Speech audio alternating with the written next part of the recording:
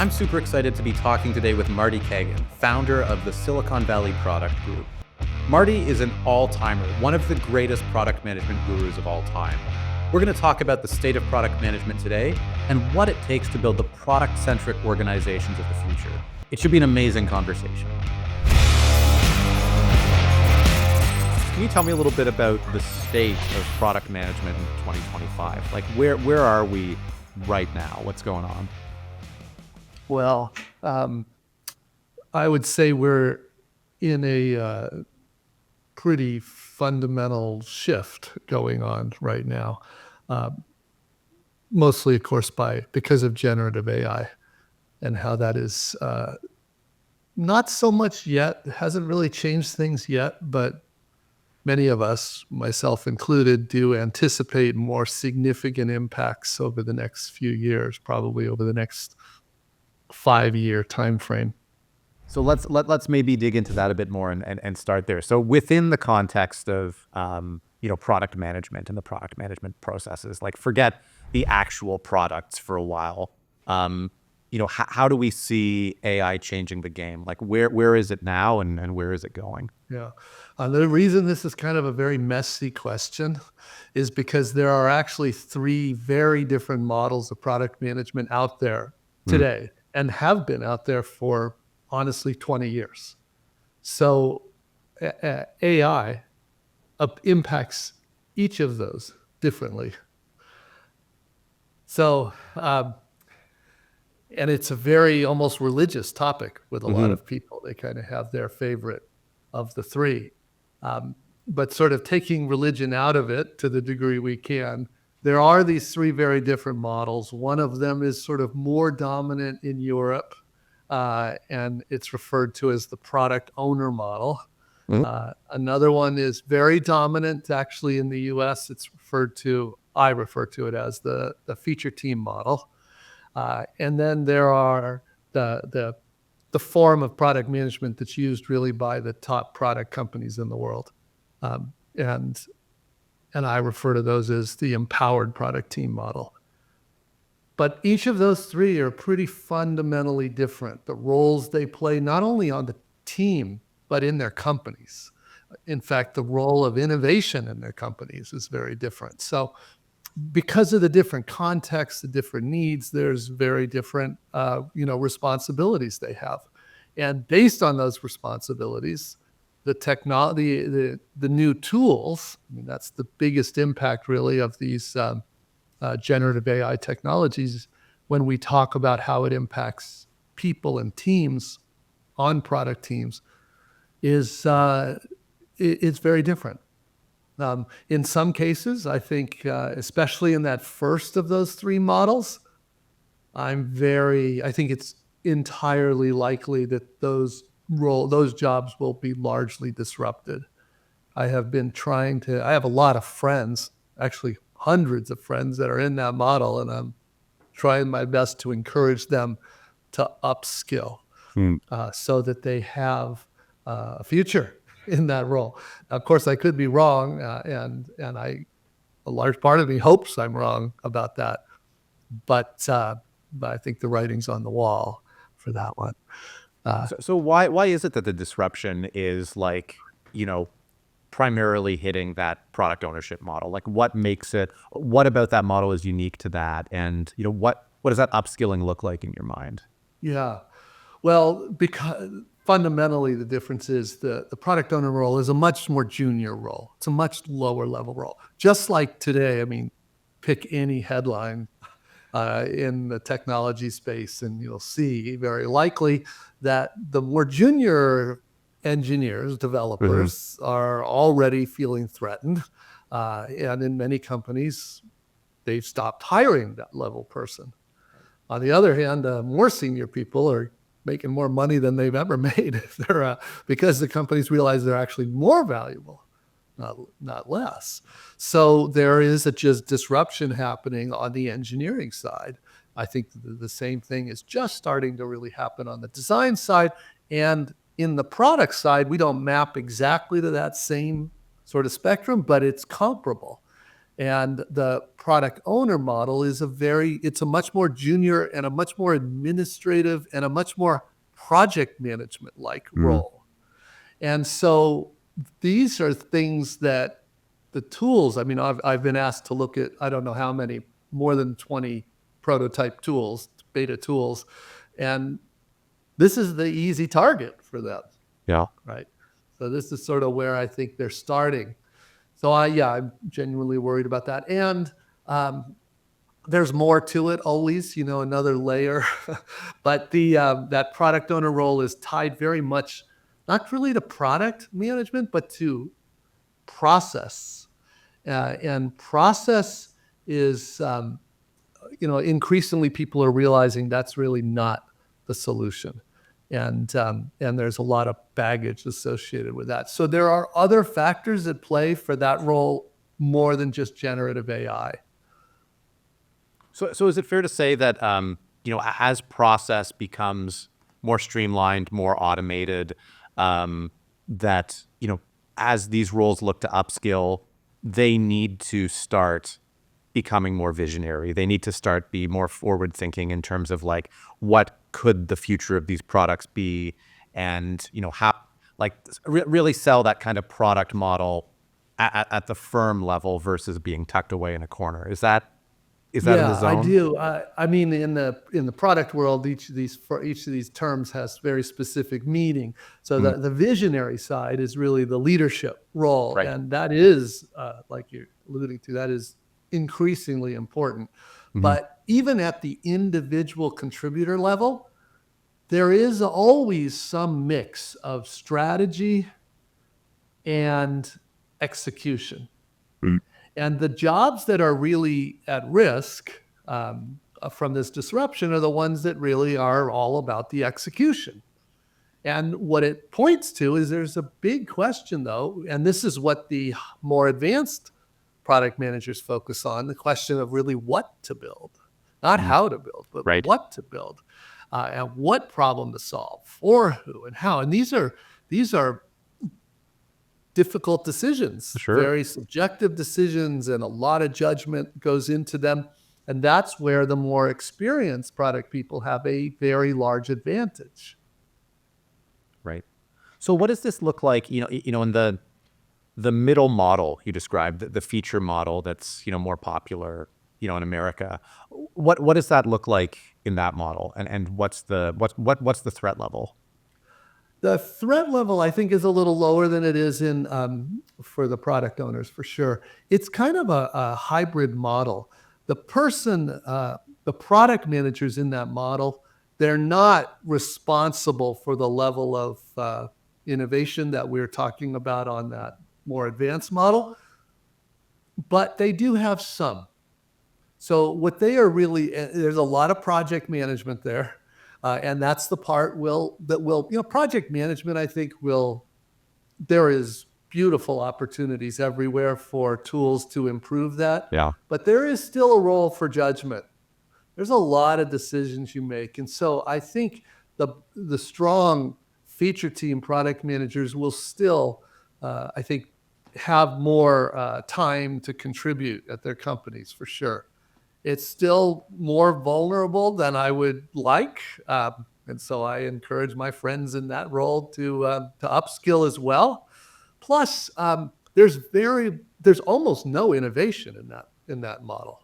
Yeah. And my view, and I sort of confess to being paranoid about this stuff, my view is if you're not innovating, you're in trouble, Yeah. especially now. Mhm. And so while I think it is more defensible as a role, it's not tackling the hard problem that needs to be tackled. So I am hoping, and I do spend a lot of my time trying to convince CEOs of companies that have that model, which is very much sort of top down, tell everybody what you want them to build, to instead try embracing the idea of technology-powered innovation. Try and embracing this other way of solving problems. Right. And that's the empowered model that we're Yes. talking about now. Do you have, Marty, within that model, do you have any sense of like firms that you consider like kind of like true north for like these are firms that like they've really figured out how to be product centric. Oh yeah, I mean, they're not secret. Also, by the way, it's not an accident. They're really the most valuable companies in the world right now. Right. So, we're talking about Netflix, Amazon is a great poster child, private company, Stripe. Um, Apple is fantastic at this. Who else? Yeah, Tesla is actually very good at this. SpaceX is very good at Mhm. this. Um, and I'm talking about brand names that everybody would know. Obviously, there's thousands of great startups that are working this way. But honestly, it's a lot easier for a startup to work this way. They kind of Right. have to if they want to survive. Right. They don't have to like unlearn all the bad habits or, Right. yeah, the tenets about what product is and isn't. Yeah. So thinking about the different models that you've got there, the role of what I'll call product leadership, and maybe that's not quite the right term, but the person who's leading, the product effort in the organization. What attributes would you be looking for in a product leader in 2025? Well, first and foremost, they are the ones that if anybody's going to raise the skill level of the people we've been talking about, they're the ones that need to do that. Um, it's that is their primary responsibility to coach and develop. And in fact, in virtually every one of those companies I just rattled off, they have written leadership principles where that is right at the top of the list. Your job is to coach and develop your people so they can do these kinds of things we're talking about. So that's number one. Number two is really what you were alluding to before. You have to have this visionary element. Where is the market going in the next several years? Those are some pretty big questions, especially with so many moving pieces of this. And how will your solutions improve the lives of your customers? That's product vision. That is incredibly critical. That's really what motivates the organization. That's what ties all the different teams together into creating something amazing. And that's in the product leader's responsibility. And then a third big one, which is really more a function of the size of the company. The bigger the company, the more critical this is to really win the hearts and minds of the rest of the executive team. Mm-hmm.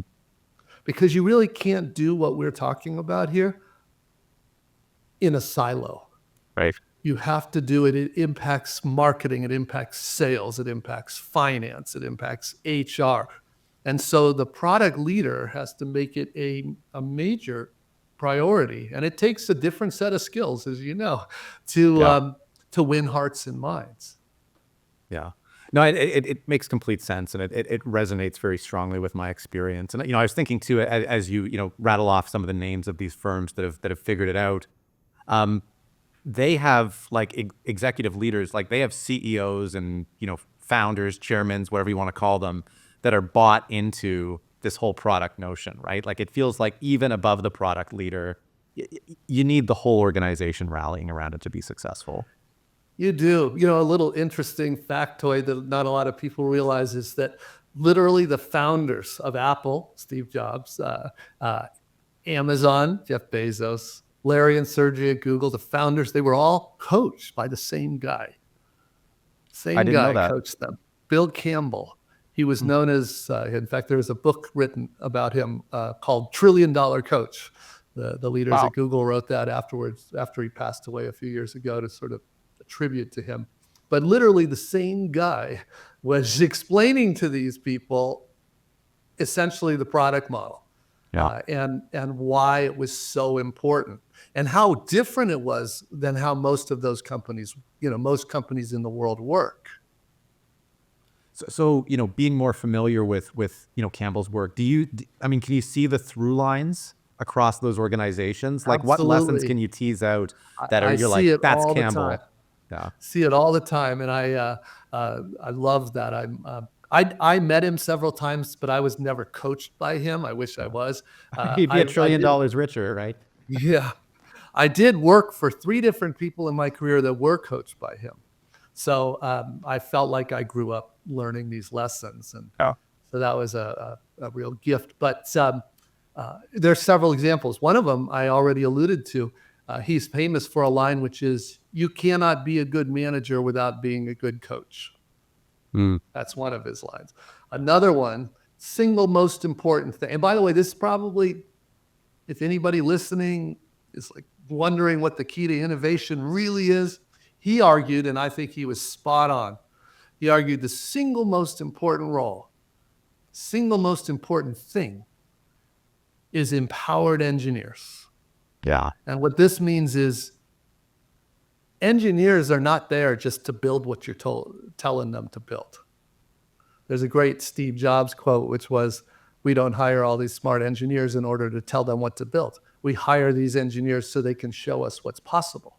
And that is so different than, you pick your big organization that has thousands of engineers, many of which are outsourced, and they're just there to build what they're told. They're never.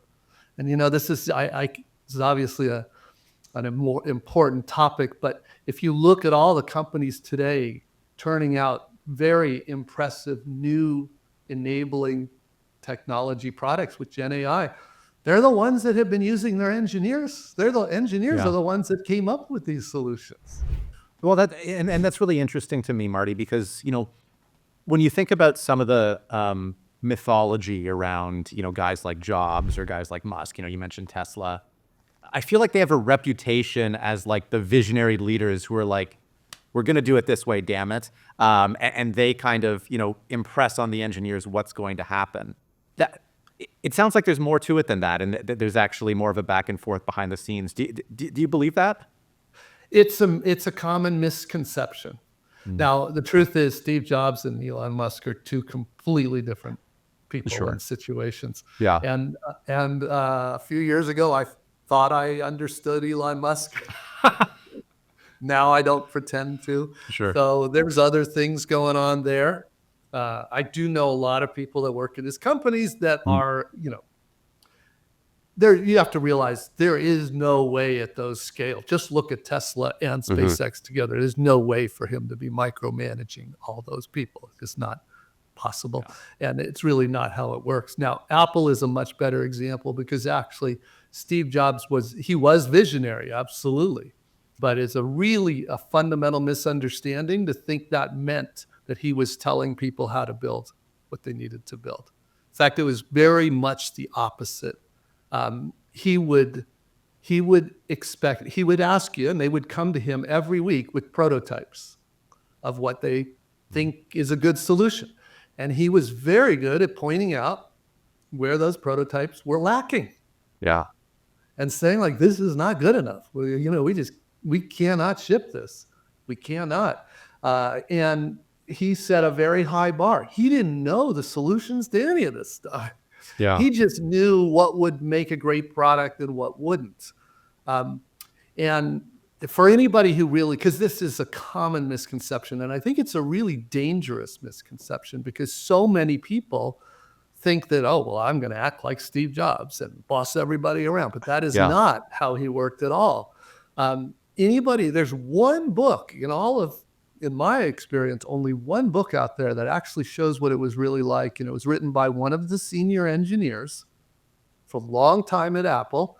Actually, one of the key engineers working on the original iPhone and one of the engineers behind one of the biggest innovations in the iPhone. And his name is Ken Kacinda, and he wrote a book called Creative Selection, which is describing how the product discovery process worked at Apple under Steve Jobs.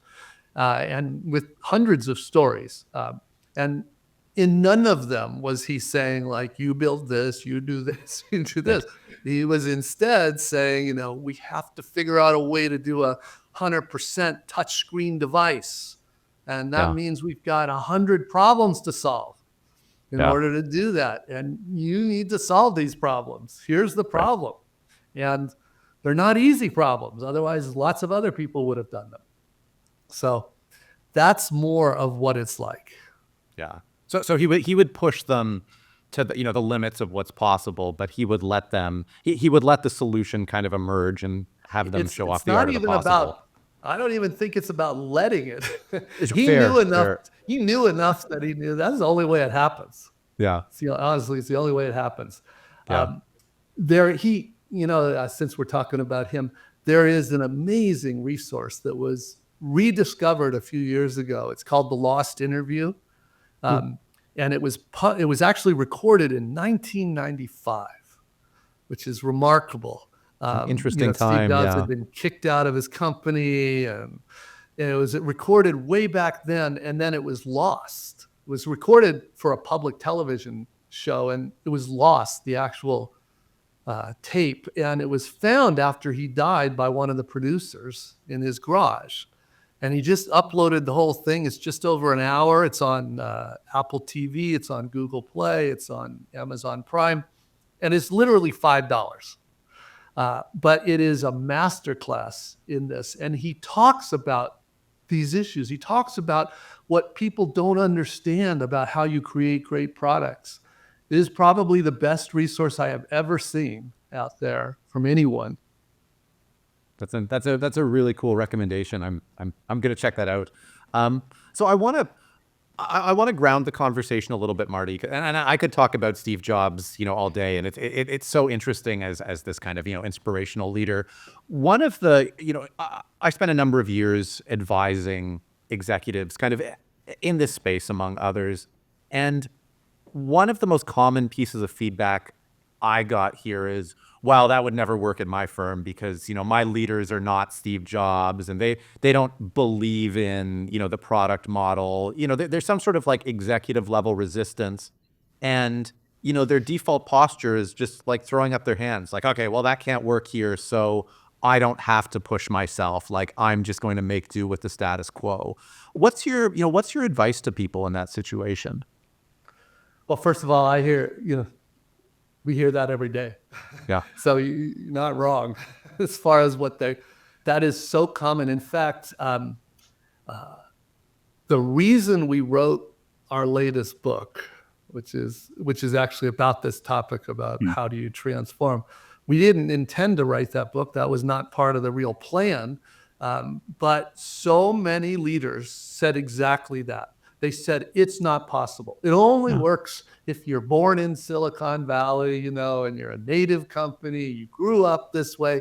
And of course, we knew that wasn't true because for 20 years, we've been working with companies all over the world to do this. So we knew it wasn't true. But this is the prevailing opinion of so many people. And it's understandable too. If you've never actually worked in a place like that, you don't know. You just like, and there's of course hundreds of legitimate objections to anything. So unless you have good answers to that, you go nowhere. And in fact, there's a long history of companies hiring places like McKinsey and others and wasting the money. It doesn't go anywhere. So the track record was not good. So we said, all right, this is kind of ridiculous. And what we're going to do is share real stories with real names of real companies and real people at those companies, none of which are Silicon Valley companies, that have all been big old companies that had to change everything. And not only did they change, but look what they were able to do once they changed. And so that's why we added a dozen case studies into this book. And I would say there were two things we did in that book that I feel like were essential to this topic. One is the examples, and the other was we just literally enumerated the objections that everybody has. Literally, objections from finance, objections from the board, objections from the marketing, objections from sales, even objections from customers. Enumerated them all and then wrote how they're addressed. So that, because we found a long time ago, you can't just ignore the objections. You have to.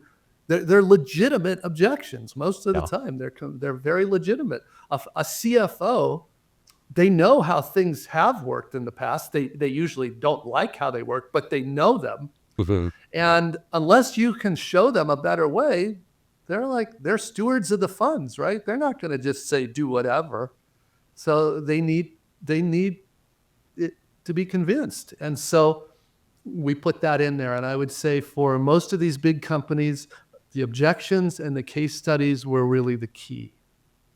I'm really glad, Marty, you brought up Transformed, your latest book, and for what it's worth, I definitely feel like this is the right book at the right time. I love like how it kind of progresses from some of the what and the why of this model to like the how, and that really resonates with me and a lot of the stuff we're doing over here. Of the case studies there, is there one that stood out that like you find has actually like surprised people the most or resonated the most in terms of like, oh, I didn't know that was possible in a place like that? Yeah, well, actually, it depends on kind of where they're coming from. For example, one of the case studies is of a healthcare company, giant healthcare company, Kaiser Permanente. And anybody who's worked in healthcare, most of them is like it's impossible. They're Yeah, like, it can't be hopeless. done. Can't be done. And so those people were like, oh, maybe it can be done. I had no idea, and so that another one is there are parts of the world that feel like they've been left behind and it's impossible for them to catch up. And we've highlighted a company based out of Saudi Arabia. And so many people, not just in Saudi Arabia, but I just got back from Asia, and I was a few weeks before in Brazil. So many people around the world, that's the one that resonated with them because they were like, wow, if a Saudi company could do what they did, it's kind of like we have every advantage in Brazil, every advantage in China, right? They realized they could do it. Probably the one that's cited the most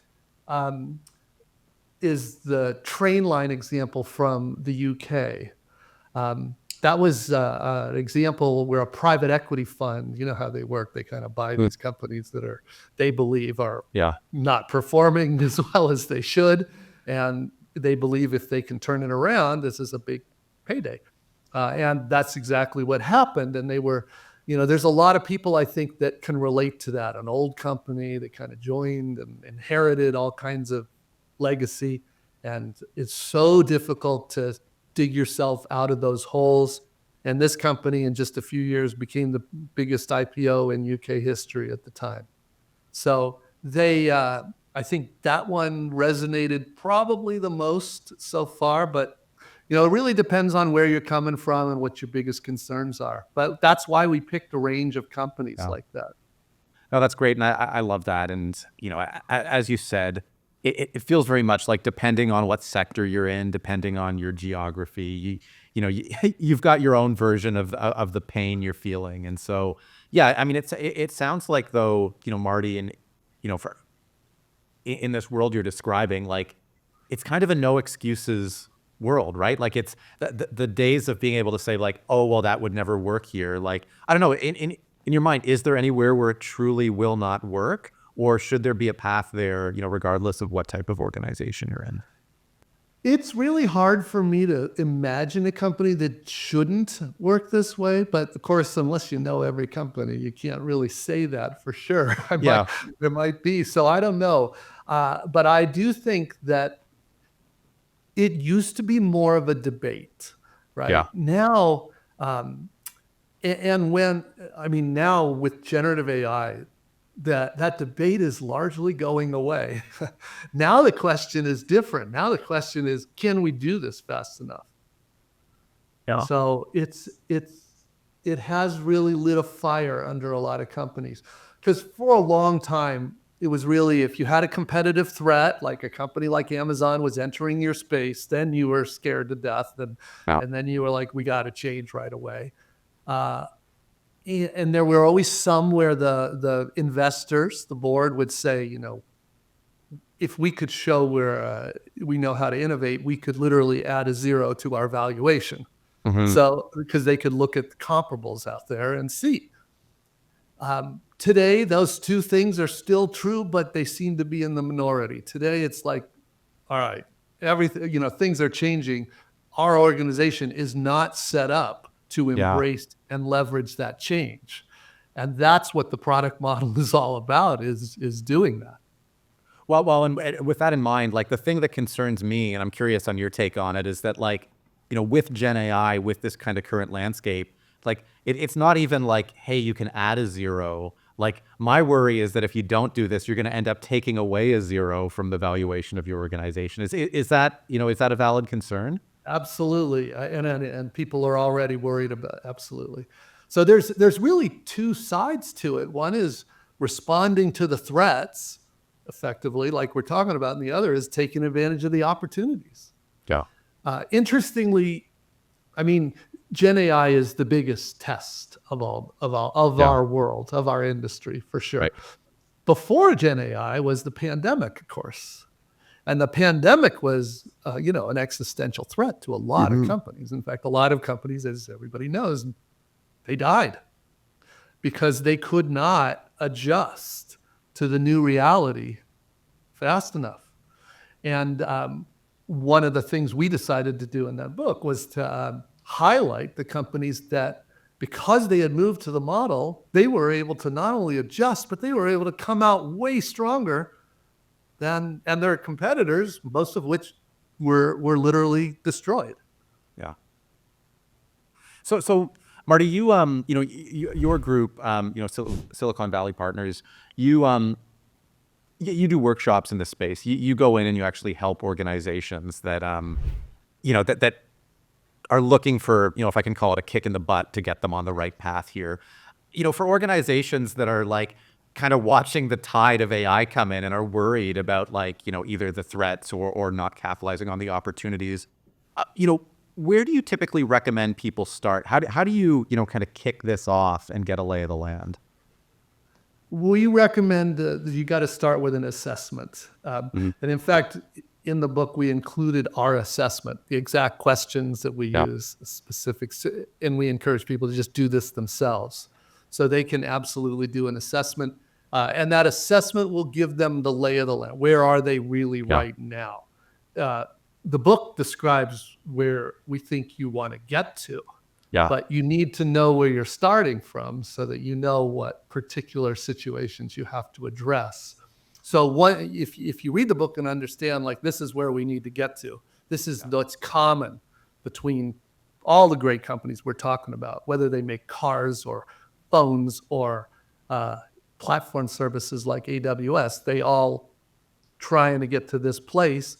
And then you need to see where you're at. And then that gives you an understanding of how much work is in front of you and what kind of work is in front of you. And that's depending on what that result is. Sometimes you need help. Sometimes you can do it yourself. Sometimes just a coach for a specific thing is all you need. There's lots of different situations. Yeah. Can you give me a flavor of what are the most telling questions that really, kind of help an organization orient themselves or help you figure out how much help this organization is going to need? Yeah, well, there's sort of three meta questions that drive everything. And those three kind of give us, we can usually get a good answer to that in about 30 minutes, and then we can start drilling. So those three questions, the first is, how do they decide what to work on? How do they decide what to invest in?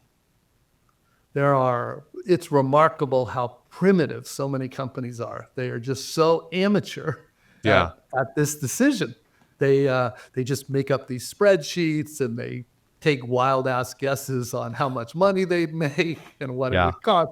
And of course, it's sort of all garbage in, garbage out. But the point is, we need to know, how do they do that right now? How do they decide? Every company does this, right? Every company. You have to decide. And in fact, every company has more things they want to do than resources to do them. So you have to decide.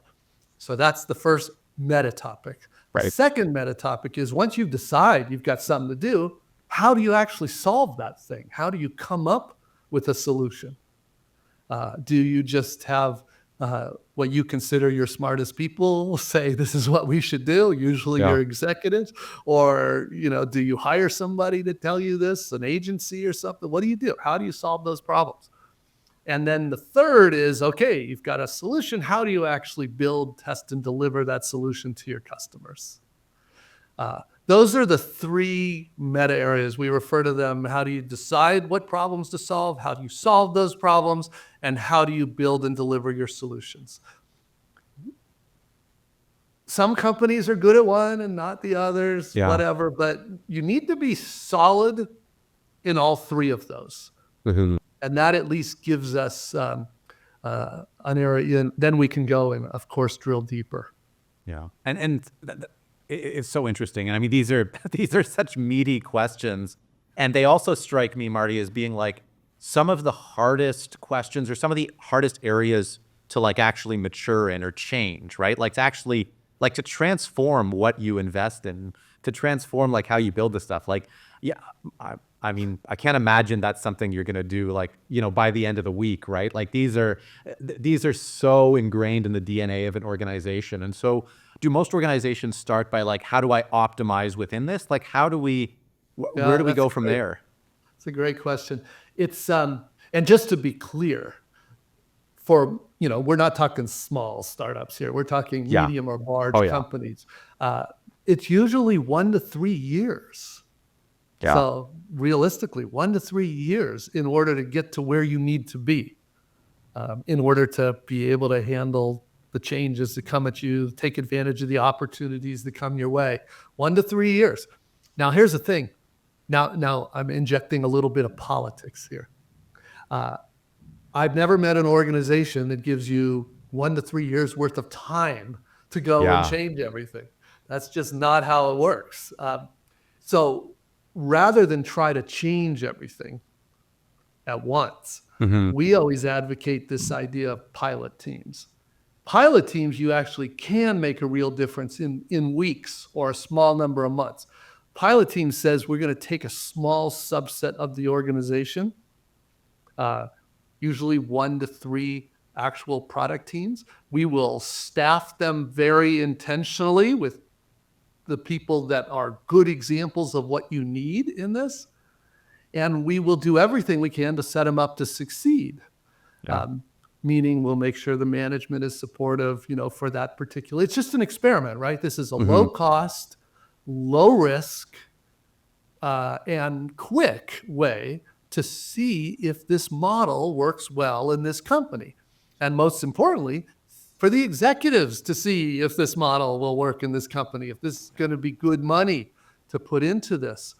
And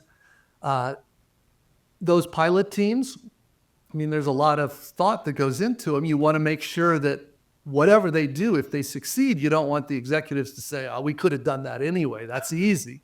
Yeah. You want them to say, well, that's actually something we probably couldn't have done before. Hmm. On the other hand, you don't want to set them, they can't cure cancer in a quarter or something. Yeah. So you have to make sure you're something ambitious but doable, something that proves the value.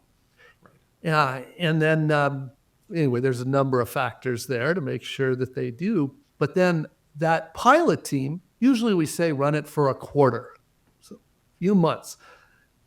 Usually, if you're doing what you want to do, that's everybody's able to see what good looks like. Everybody. The company. And I'm not just talking about the executives here. I mean, even other engineers, other product managers, they can see what good looks like. And now they understand where the bar is. Now they understand why this is such a big deal. And then we spread from there. So that's just one of those lessons learned. It's not the only way to go. Sometimes companies feel like they have an existential threat and they have like 6 months to change or they're dead. So you have to be much more aggressive. But most of the time, this is the way to go. A pilot team, let it prove and grow from there. Yeah, I love that. And with that model, you can earn the mandate, right? You can earn the trust, you can demonstrate value. And I was going to say, I hate this word. I'm sure you do too. I was going to say, take a like a small A agile approach versus, a big A agile approach. Yeah. Yeah, absolutely. Yeah. No, that's awesome. Are there organizations you see that just take the wrong lesson or just try tactics where you're like, don't do that. That is not the road to get there. Like what are the pitfalls you've seen along the way that you're like, that is not the road that's going to get you where you want to go? Well, yeah, this is a rough one. There's two big ones that happen honestly all the time. In many companies, both anti-patterns happen. The first one, and I understand where this is coming from. The first one is the company, they hire somebody like McKinsey. I'm using McKinsey here, but it could be sure. BCG, it could be Accenture, it could be, and I understand why that happens, because who does the CEO trust? Yeah. Right? That's why. The problem is those companies, and by the way, they're staffed typically with very smart people. That's not the issue. I love to hire from those places. But the issue is they have never worked in the product model. They literally don't know what good looks like. And so they end up spending, and I'm not exaggerating, millions, often tens of millions. And 3 years later, they're still where they started. So that's the first anti-pattern. And it's not McKinsey's fault or any of these Bain's fault. It's that they're doing what they do. The issue is the company doesn't know what they need yet. They need people with the skills that they're trying to obtain.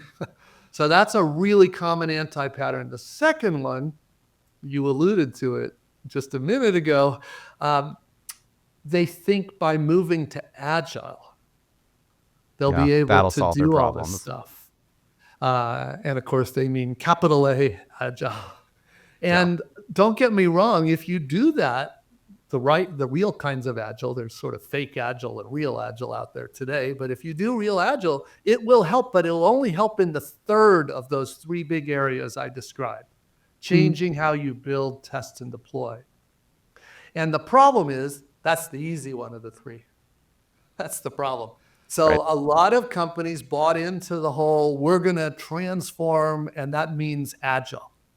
And so they brought in agile coaches, and they, hired all these roles like scrum masters and product owners, and they got almost nothing.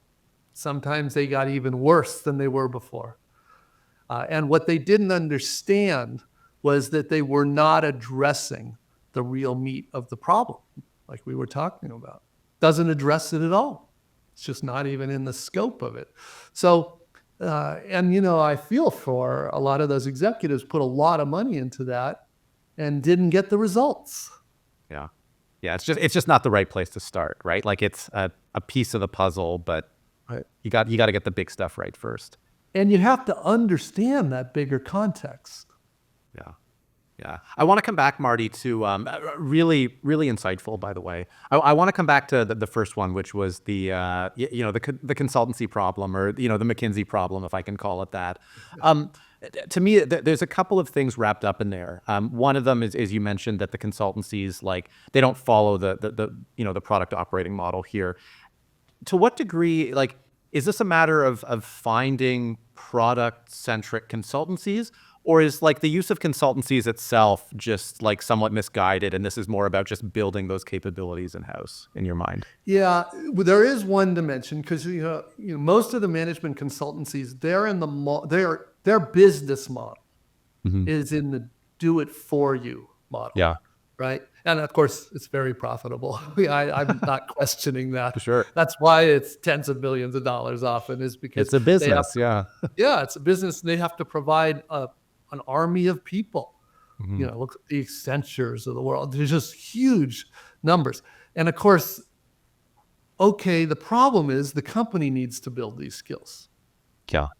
The company needs them. So to me, and I always encourage the CEO, whatever you do, you need to know your company, your team needs to learn this stuff. So unless your team is learning it, you're not getting what you need to get.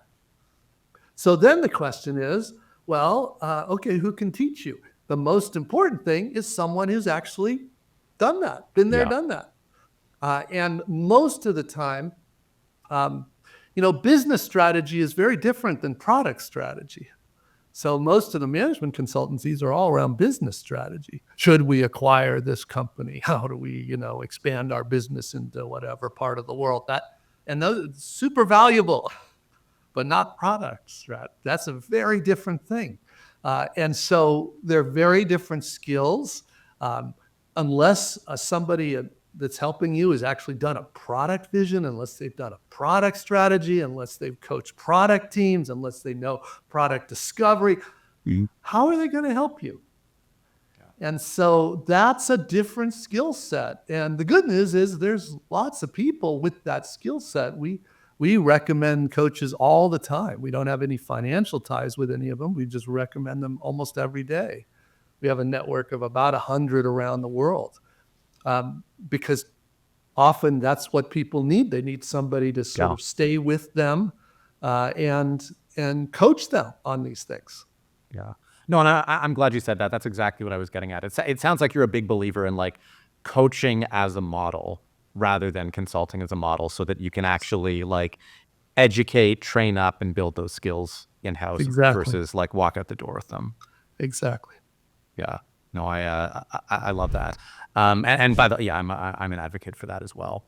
I'm just I'm conscious of time here, and I wanted to ask some like bigger, I guess, kind of bigger macro questions as well, and get your perspective on them. We talked about Gen AI. It's obviously impacting things in a number of ways, as are different emerging technologies. I'm curious from your perspective, Marty, like as you're seeing some of these trends emerge, which in your mind are like absolutely living up to the hype, and are there any that you think are kind of overblown or bullshit relative to what we're reading about? Yeah, well, this is, first of all, I would say Gen AI is real. And I would, just sort of funny, I started my career almost 45 years ago, and in the first wave of AI, I literally was as a member of an AI team Huh. 40 Wow. plus years ago. The problem is the technology was Very nowhere different near technology. ready. Yeah. But now I believe it's real. It's not that a reach to say it is real. There are things you could do that we've never been able to do before. So that's like, this is, I think, a golden era for products because of that. On the other hand, look at technologies like cryptocurrency. I still am looking for the problem that it can solve better than anything else. I cannot find it, and I feel like there's a lot of bad actors that are just using it as a vehicle to take money from you and give it to them. Well, that's exactly how it feels to me too, right? It's making an awful lot of bad guys very rich. Yes. Yeah. Yeah. So that's, I mean, I always hesitate to say there is no good use for this technology. Yeah. I will say it's been a long time and nobody has shown a good use. Yeah. Yeah. So that's not a good sign. Yeah. Have you seen in your experience, one of the other ones I'm personally skeptical about, and I'm curious from your perspective, is like VR AR went through a bit of a hype cycle in the last few years. And honestly, I feel like it's died out a little bit hype-wise since AI came on. Have you found a really good use for that yet? That to me still feels like a solution in search of a problem. Yeah, I'm actually much more optimistic. Like I would put it in between those two we've talked about. It's Yeah. not the clear winner that Gen AI is for sure, but also it's not the clear loser that crypto is for sure. Yeah. There are real things that people can do today. I mean, Meta's glasses are a good example. There's some really promising things you can see. I'm actually very intrigued, is probably the word, with Apple's developer platform for AR and VR. And it's not clear exactly which way this will go or should go, but there is no question it is able to do things we've never been able to do before, much better than we've ever been able to do them. So that's very promising to me. There's nothing wrong. So some people feel very religious about this. You have to start with the problem and then you solve it. And some people are like, well, a lot of times we start with a new enabling technology and then we see where it solves problems we've always wanted to solve. I think there's a long history of both out there. So I love, when you look at a great product, what is it? It's a real problem that's solved in a way that's just now possible. That can come from either side. So it doesn't bother me. However, if you don't find a good solution for it, then that's a different thing. And I feel very optimistic that over the next few years, we will see amazing applications of that enabling technology. Yeah. So whether it's AR, VR, or just any kind of emerging tech, are there any emerging technologies or like I guess let's call it like emerging use cases you've seen recently that just kind of were like hair I was going to say hair raising, which is not a fair expression for either of us. But like kind of goosebump moments of like, oh wow, I didn't know we could do this. Well, I do get a lot of that with Gen AI. I mean, that's sort Yeah. of what keeps us all excited, I think, about it. The different applications that come out, just like, damn, that is a good idea. And I could absolutely see that. We have never even thought that was possible. Most of the time with an innovative product, the users had no idea it was possible. So there's a lot of that going around. And since we already talked about that one, another one I'm very bullish on, and I see a real future, is in general, we've got solutions for consumers and we've got, solutions and products for businesses. Historically, the products for businesses have been the sort of, ugly Sucked. stepchild, Yeah. right? They were just not very good. And largely, you go into a business and go into their finance organization, you see what they're using, and it's like horrible, just Yeah. horrible. And compare that to what we have on our phones, what we have, for our personal life. And it's just like, what's going on? Like, why is so much of the talent out there focused on the consumer things and not on the business things? And there are examples today of that talent applied to businesses. And I might be a little naive here because I have done this before, but I'm very optimistic that we're going to see a displacement of these old, the companies that really don't care about the products. They don't Yeah. care about the users. They do care about the buyer. They Yeah. don't care about the people that have to use it. And I think we're going to see a displacement with companies that do care. Yeah. And it will not only make businesses more effective, but it will improve the lives of the people that work in those businesses. Yeah. So the sales centric, like, if I can be, cynical for a moment and say like contract centric, like model is just going to lose out to the actual, like increasing, breadth of amazing products. Yeah, absolutely. There's one enterprise software company that I was an investor into, so I'm clearly biased, but their products are literally, they're financial products for financial reporting to the SEC. Their products are rated higher by their users than Apple products. Wow. Think about that. Wow. You just would never hear that phrase anything but in the past. Never. But now you can. And I think that's a wonderful thing because, maybe somebody spends an hour or two in the evening on their personal life stuff with, Instagram or whatever they like, but they're spending 8 hours or whatever on their Yeah. work stuff in front of this horrible, solutions so often. And I really do feel for those people. And I think, we're talking millions and millions of people around the world. Yeah. I do want to follow that, but there's one piece that I've been meaning to ask you about, and I haven't really had a chance to, and it's that we keep talking a lot about, businesses, about consumers.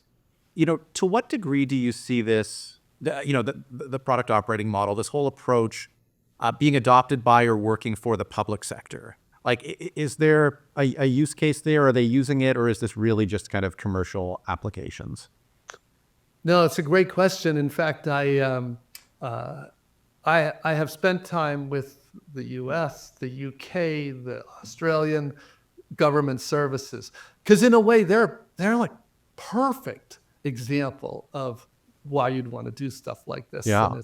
And also, the product model is about not wasting so much money. And of course, most people would agree we don't want to waste taxpayers' money. Sure. So I think there's a strong argument for it. In fact, I did a collaborative article with somebody who was a major advisor to the U.S. government digital services, called The Product Model in Government. It, in theory, applies fine. It's hard because, as you know, there are so many stakeholders in government. Yeah. And there's so much, there's a lot of obstacles. Now, most of those obstacles are to make sure people aren't like ripping off the government, right? Right. They're for a good reason. But it's a lot easier to do this stuff in the commercial world. No question. It's just easier. Yeah. But you could argue you get more impact in the public sector. So I think the public sector people, I know they're very passionate about doing this. And there are good examples where they've done some very impressive things. Yeah. They just have to have the stomach for getting it off the ground. Yeah, it takes a certain kind of grit to get something, built and deployed, in a model where there are so many interested parties. This has been super fun. I really appreciate it. Well, thanks for inviting me, Jeff. I hope this was useful to your audience. Absolutely.